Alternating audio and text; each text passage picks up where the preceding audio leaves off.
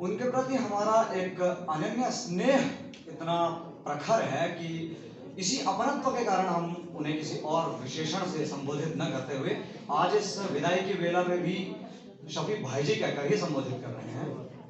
अब हम आते हैं अपने टॉपिक पर जो हमारे काम के। सबसे पहले तो आप सभी से ये रिक्वेस्ट है, एक गुजारिश है कि हंसिए, खूब हंसिए और ताली भी बजाइए, क्योंकि हंसने से इम्यूनिटी बढ़ती है और ताली बजाने से वायरस होता है। एक लॉजिक है जो मेरे आज तक नहीं समझ में कर आया। लॉकडाउन के दौरान घर में मैं अपने दोस्त से बातें कर रहा था, बातचीत कर रहा था, उसने बीच में टोक दिया, पुराने डायलॉग बोला, क्या था, धीरे बोलो धीरे बोलो धीरे बोलो, दीवारों के भी कान होते हैं। अब एक बात बताओ, कान होते हैं तो जुबान तो नहीं होती ना, सुन भी लिया तो क्या दिक्कत, किसी को थोड़ा बताएंगे। अभी इस दौरान जितना हम घर में रहे आज तक उतना कभी रहे ही नहीं। मई जून की छुट्टियां और अक्टूबर की छुट्टियां दोनों को मिला दिया जाए तब भी दिन उससे दुगने ही होते हैं। बहुत टाइम तक रहे और इतने टाइम बाद प्रोग्राम हो रहा है, बड़ा अच्छा लग रहा है। और लेकिन जितना टाइम हमारे साथ हमारा फोन रहा उतना तो कोई और रहा ही नहीं। सुबह ऑनलाइन क्लास अटेंड करने के बाद से लेकर रात सोने तक हमारे साथ होता था। चार्ज पे लगाते थे फोन तब भी ये इंतजार रहता था 100% बैटरी लेवल कब होगा। और एक दिन तो मेरे साथ तो ऐसा होता था, 2-3 घंटे अगर फोन को बिना छुए रह लूं तो फोन में से ही आवाज आने लग जाती थी, खुद को खुद फोन खुद ही बोलने लगता था, मालिक मालिक मालिक जिंदा तो हो ना। चलो ऐसे में एक दिन तो गजब हो गया। मैं चार्ज पे लगाते लगाते फोन चला रहा था, मेरी मम्मी ने टोका, कहती अगर तेरी ये आदत पड़ गई, फोन से इतनी एडिक्शन हो गई तो बाकी काम में कैसे फोकस कर पाएगा। मैंने कहा नहीं नहीं नहीं, आप चिंता मत करो, मैं आगे चल के एक बहुत बड़ा आदमी बनूंगा और आपका नाम रोशन करूंगा। वो भी भावुक होकर बोल दिया उन्होंने भी कि पहले फिलहाल तो ये बोतलें भर के फ्रीज में रख लेना लायक। अच्छा, एक दोस्त है मेरा, घर में बहुत टाइम स्पेंड किया उसके साथ, कॉलेज में है अभी, हर हफ्ते में उसका हेयर स्टाइल चेंज हो जाता है और यही वजह है कि उसको जितनी फिक्र अपने बालों की है बाकी चीजों की नहीं होती है। हाल ही में कॉलेज से फेसबुक पे पोस्ट किया उसने, पंछी बनूं उड़ता फिरूं मस्त गगन में, पंछी बनूं उड़ता फिरूं मस्त गगन में। पहला कमेंट उसके पिताजी का आया, धरती को छूते ही सब्जी लाना भवन में।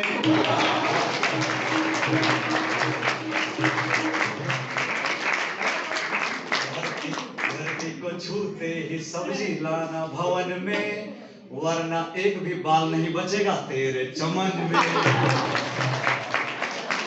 अच्छा, ये कोविड का टाइम था, वैसे अभी भी है, कुछ जगहों पे थोड़ा सिचुएशन आउट ऑफ कंट्रोल है, लेकिन होपफुली आने वाले फ्यूचर में सब कुछ वेल हैपनिंग हो। बड़ा स्ट्रेस का माहौल था, एक एंजाइटी टाइप सी थी और एक मेलैंकोली एटमॉस्फेयर क्रिएट हो गया था। लेकिन ये बात हमें याद रखनी चाहिए कि हंसना बहुत जरूरी है, चाहे जितनी भी खराब सिचुएशन हमारे साथ हो, कोई जरिया ढूंढना चाहिए, क्योंकि हम फोटोज क्लिक करते हैं, सेल्फी लेते हैं, उस दौरान हम मुस्कुराते हैं। जरा आप खुद सोचकर देखिएगा कि अगर 30 सेकंड मुस्कुराने से एक सेल्फी अच्छी आती है तो हमेशा मुस्कुराने से जिंदगी कितनी खूबसूरत हो सकती है।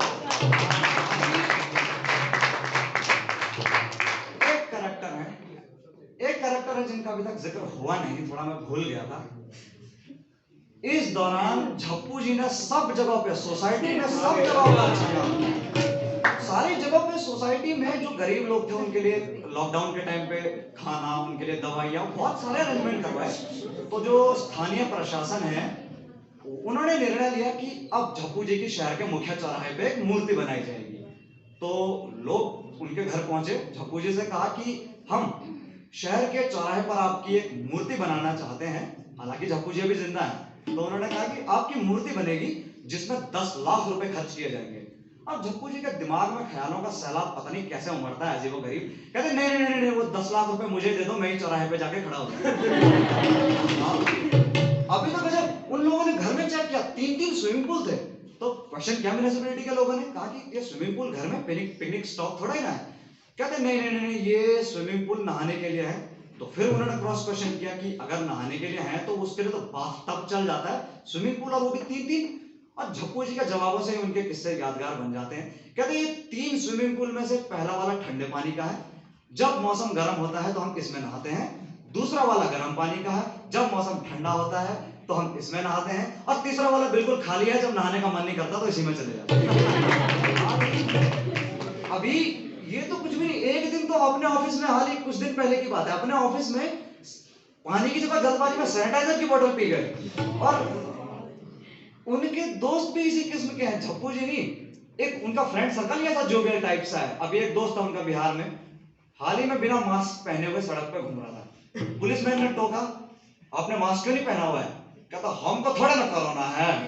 फिर उन्होंने, पुलिसमैन ने क्रॉस क्वेश्चन किया, अगर नहीं है, लेकिन अगर कोई इंसान आपके मुंह के सामने छींक दे तो नहीं, तो हो नहीं सकता? कहता नहीं, 15 मिनट तक सांस रोक लेते हैं ना। अभी एक छोटी सी गुलाबी नगरी जयपुर से एक हिंदी के बड़े मशहूर गद्य रचनाकार हैं श्री संपत सरल, मैं उनकी एक छोटी सी गद्य रचना सुना देता हूँ। कविताएं और कविताएं नाटक होया करते थे, तो लगा कि इस बार थोड़ा अलग करना चाहिए। मैं बड़ी रचना है, मैं सिर्फ 2 पैराग्राफ पढ़ता हूँ, सुनिएगा। वे भी क्या दिन थे, वे भी क्या दिन थे जब घड़ी एक आध के पास होती थी और समय सबके पास। हम देखिए सोशल मीडिया का विरोध नहीं करते हैं, लेकिन ये बात भी सच है कि जितना भी डिजिटलाइजेशन कर लीजिए, रोटी गूगल से डाउनलोड नहीं हो सकती। सुनिएगा, मैं रचना सुनाता हूं। वे भी क्या दिन थे जब घड़ी एक आध के पास होती थी और समय सबके पास। आज की तरह नहीं था कि फेसबुक पर तो 5000 फ्रेंड्स हैं और परिवार में बोलचाल बंद है। हमारा उस दौरान खान पान बड़ा शुद्ध हुआ करता था और याददाश्त बहुत तेज हुआ करती थी।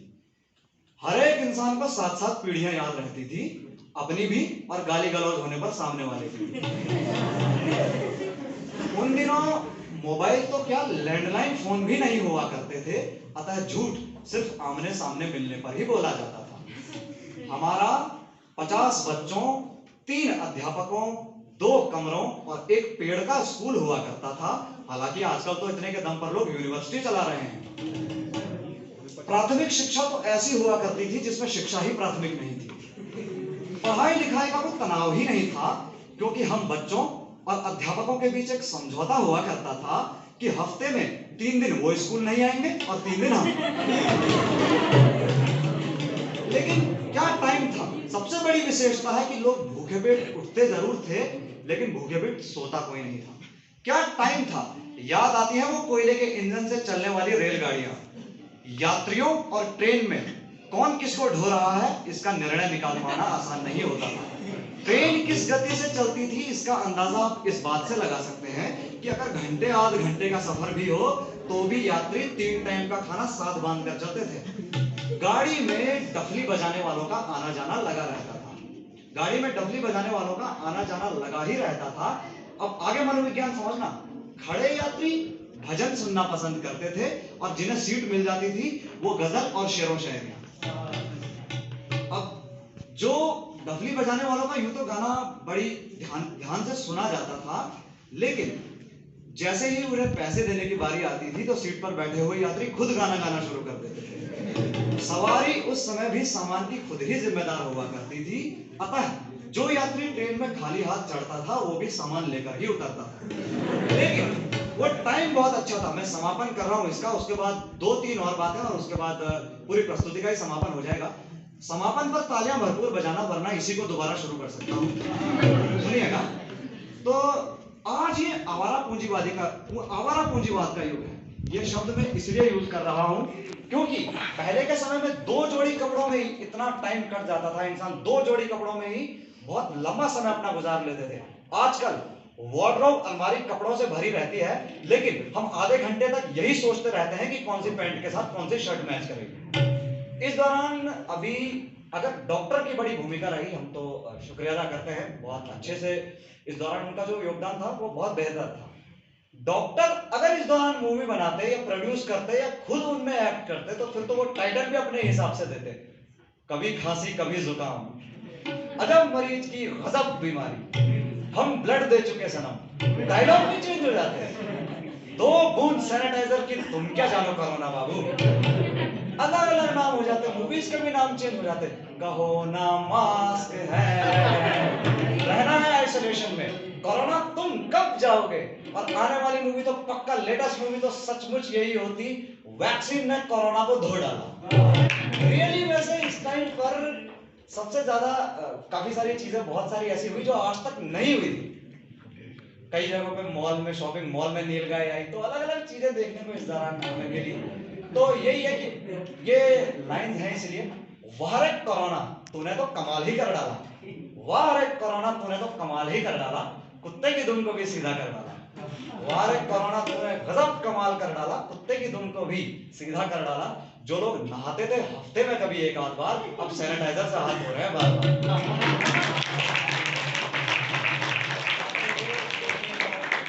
ये एक विदाई का कार्यक्रम है और मैं एक बार फिर से अंत में भी एक बार शफी भाई जी की महनीय उपस्थिति को एक बार फिर सादर प्रणाम करता हूं। और अंत में कुछ पंक्तियां उन्हीं के लिए।